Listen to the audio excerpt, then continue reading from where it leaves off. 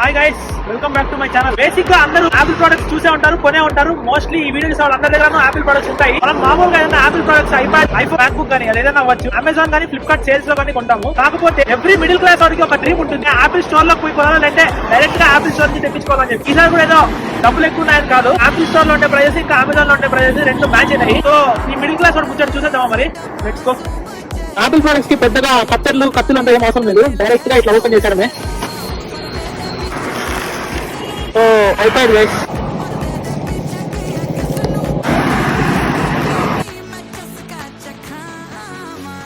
ఇది apple store లో ఎందుకు కొనమని చెప్పానంటే కస్టమైజేషన్ చేయించుకోవచ్చు. ఇక్కడైతే మా అమ్మ మా నాన్న పేరు రాపించాను.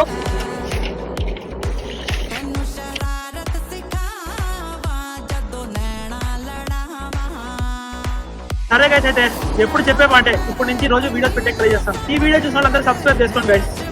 బాయ్.